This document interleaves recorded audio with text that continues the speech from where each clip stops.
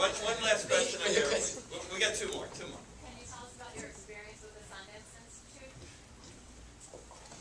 I'm kind of like a cult member of Sundance, so you'll have to forgive me, but I really am drinking the Kool-Aid every day. I love it. The experience at Sundance was the most deeply challenging and nurturing thing that's ever happened to me, I think, in any part of my life.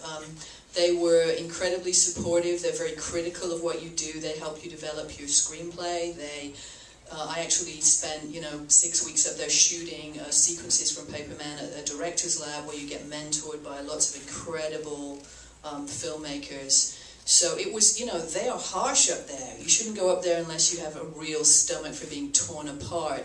But at the same time, then they give you lots of wine and cheese, and you're in a cozy log cabin, so it's kind of okay. And there's Robert Redford, and he's adorable. So it's all good. It was an amazing experience, and if anyone has any opportunity to go and be part of that institute and be there, they need to try and do it. It's an incredible community, and they stayed supportive of this movie over the whole 6 years that we took to make it. They were still donating services and money to the movie as recently as 9 months ago.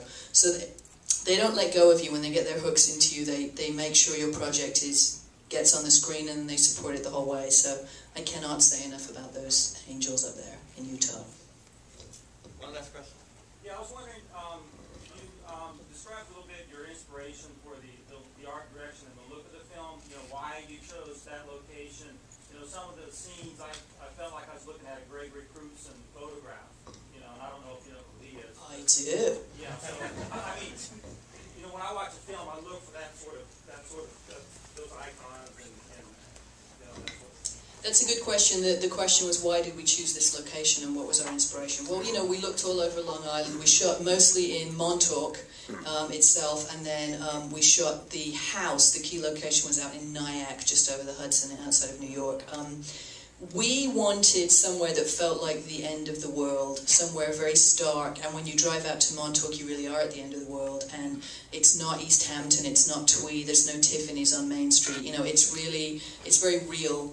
And we wanted that too. We wanted this sort of grey, deserted, very real, kind of relatable place for Richard, but we wanted it to feel really, really isolated. And when we sort of drove down that highway and saw Montauk, we kind of knew we had our spot. So, yeah, I mean, and our DP was Danish, so he was a very dark, brooding kind of a guy who didn't want to light any of the scenes, and so we were, working in murky grey shadows a lot. But that was kind of part of the point and the mood that we wanted to create. So yeah, I'm glad you asked the question. But we love Montauk, right, kids? Yeah.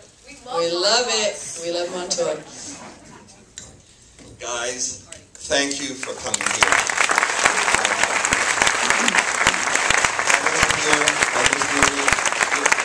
I couldn't think of a better way to start the festival.